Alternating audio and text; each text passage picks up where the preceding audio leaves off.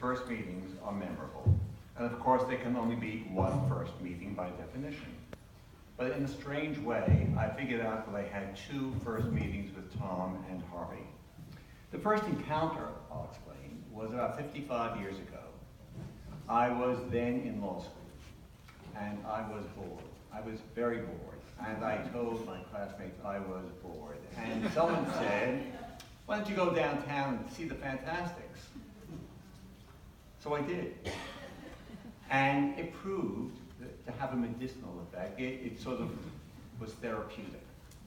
But more than that, it gave me a chance to get in to see something which I don't think I would have otherwise seen. And I was not seeing something, I was immersed in something. And this was a different kind of theater. And it was a world that was a pretend, it was smart, it was engaging, and there was something phantasmagoric about the whole experience. I don't think it was a meeting of Tom and Harvey. I encountered a work created by Tom and Harvey, and I found out later it was imbued with Tom and Harvey. So I met them that night through their work. Also that night, I discovered that what is known in the theater as a black box remains only a black box, unless you light it up. The Sullivan Street Theater was not a black box theater, it was a real theater, but it was quite dark, it was unadorned, and the show played and the theater lit up. It not only lit up, it went beyond lighting up, it sparkled. It sparkled brilliantly. And there was no giant light grid, there was no revolve, there were no smoke machines, ostrich plumes, there was nothing. There was nothing remarkable happening except, without all those things, came a light. And that light came from inside the audience. They were lighting up, their imaginations were lighting up. They were riveted to what was going on the stage. And it was because of actors who were delivering that dialogue that had been written by these guys, singing that score, playing those roles, telling that story, and supported by this vast orchestra of a piano and a harp. Well, that experience teleported an audience into a stage. And when we were sitting in our seats and we weren't being teleported, what we were is overwhelmed by this strange sensation of charm which insinuated our lives, and that was gossamer. There was a gentleness about everything that I was experiencing. And that kind of a night you just never forget. And that was my very first meeting, my first encounter with a Tom and Harvey-ism. So okay, fade, dissolve, fast forward 30 years, and I get to meet Tom and Harvey in person for real. I get it because I buy MTI, Music Theater International, and it represents the works of authors and rights holders, and I found out I get a bonus. The bonus of the owner is you get to meet the authors. So I meet the authors, and we have our first meeting, and then I get to know them. And when I get to know them, the bell goes off for the first time that this is my first meeting with Tom and Harvey, because indeed they were charming, engaging, delightful. They were the Fantastics. They were the show. They are who they are. They always are who they are. There's nothing fabricated. It's all pure. It's all honest. Those are who these guys are. Down home, Texas originals. They don't try to be what they're not. They don't try to be anything other than who they are. That includes their high standards, their work ethic, their special sensibilities, their artistry, their talent, their crafts. When you see and hear their musicals, you know you're hearing a Tom and Harvey show. They have an identifiable voice. That's a collective voice, a voice of their musical voice, their lyric, their dialogue. Seamlessly, it's melded, and then it's galvanized. And when it comes back out, you hear and feel something which is not derivative, purely original, and sui generis. And it seems natural, and it seems simple. It's not simple. It's hard work. What they do is hard work. These things just don't pop up. It's not like those old movies where Mickey says to Judy, let's put on a show. That isn't how it happens, folks. You know it. Most of you are of the theater. You don't just put on a show. It is painful at times, brutal, frustrating. It takes patience. It takes passion. It takes courage and fortitude. It takes trial and error. And then there are setbacks. You dig deeper. You ask for more resilience, tenacity. You're navigating those bumpy waters of writing, testing it out, hearing it out, live readings over the years, and then finally pitching it. And you pitch, and you try, and you cast, and maybe you're getting closer to getting on the stage. And with any luck, finally, you get to that stage, and then you have to pray. And what you pray for is that the audience is going to buy into everything you've been working on for probably years. And then you have to hold your breath and pray that they're going to be riveted throughout that show. If that happens, which is the exception, it is magic. In 1962, the little show I saw at the Sullivan Street Playhouse was not only an exception, it turned out to be exceptional. Because over the course of time, 220,000 performances of that show have taken place and still get taken place. Over that period of time, 40 million people sat through that audience and were riveted and had the experiences I had or similar ones. That isn't even an exception, that's exceptional. That exceptional experience is a sociological, cultural, global phenomenon.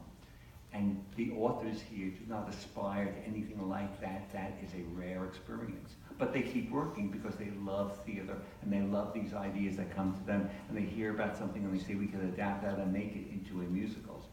And they are driven to write. And when they're driven, they are bonded. And when they are bonded, as long-term collaborators, they bond over pain, shared risks, they bond over dreams, they bond over disappointments, they soldier on, and they share this vision, creating together, and the world that they're creating in is arcane. It is not the business world. It is not, I'm going to study singing, I'm going to study dancing, I'm going to practice, I'm going to be the best, I'm going to go out, I'm going to do it. And you saw all of that, and that was terrific. But here there are no real rules. The rules are your gut. It's visceral, it's organic. You got to feel your way through this. It's a chemistry, and beyond chemistry, it's really old-fashioned alchemy. Tom and Harvey have been doing for years what people have done before them, have done while they were doing it, and are still doing it today, and will do it in the future. They take the spoon and they stir the pot. They take a taste, they think about it, they look at it, and they make an adjustment. They put in a new flavor, a new tone, a new seasoning. They take a song out. A song goes back in. They write a new song. They change a character. They want to make the story work. They try it again as another reading. And this is the process over and over and over again. So the seasoning may change, the flavor may change, but it is their taste, their person. They are putting themselves into this show, whatever that show is. The reason I describe this world of musical theater as I perceive it, as I know it, as I've been living with it, is to give you all, if you don't have it already, a little peek inside the world that Tom and Harvey have inhabited. They've inhabited this world together. They've shared it as a team for all of their adult lives. These are two men with one theatrical voice. They stick to what they know, they stick to what they believe, and then they get on with the hard work of making the show happen. So ladies and gentlemen, it is singularly appropriate that the Oscar Hammerstein Award, which represents a lifetime in musical theater, should go to these two good friends, these two gentlemen who have spent professional lives in tandem being creative, adventuresome, and thankfully giving all of us an opportunity to share a piece of their art and revealing to us a piece of their heart. Tom Jones and Harvey Schmidt.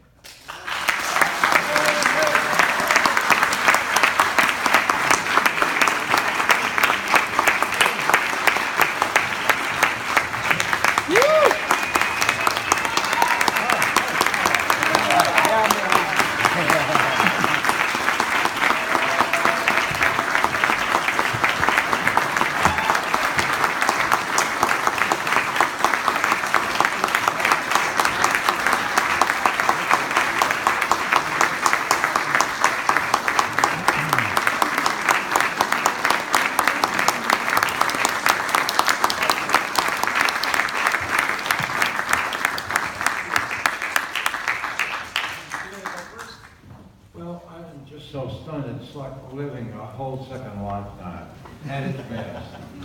And you're just the most wonderful people, so appreciative. And I've had several years of illness recently, but I've been coming out of it now. And it's great timing to arrive at this point and find all of you here singing this music. When I came in today and I was just hearing people rehearse there, I burst into tears right away, you know.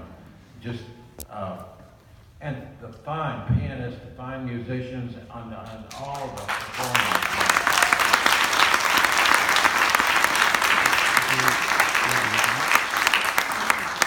Thank you, one and all.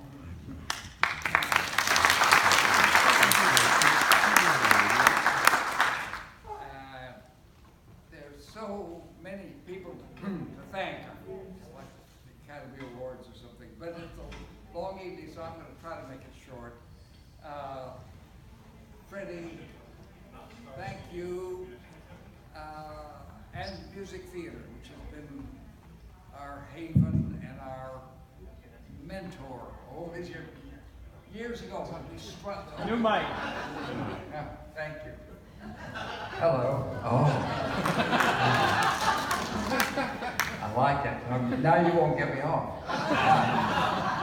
The first summer, we were struggling with the fantastic Frank Lesser, who created Music Theater, came down and saw the show and took us out for a drink, and then he called us to his office a week later, and he said, you know, I got a copy of that French play that's based on, I got a copy of your script and the score, and I compared what you did.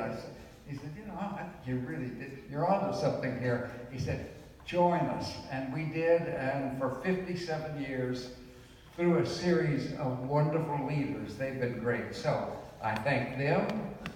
I thank the performers and the musicians tonight.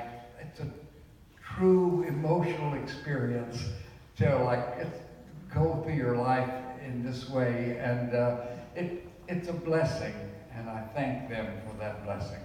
And last, I thank York Theater, been our home for Harvey and me, and also for my wife Janet. As Jim said, she did 16 shows there, so it's really been a part of our lives.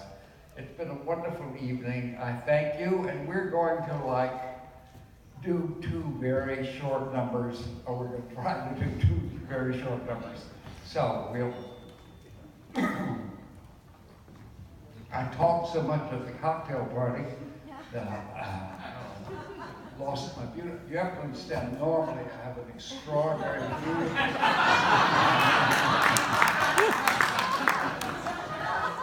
Countertenor and countering tenors wherever they appear. And,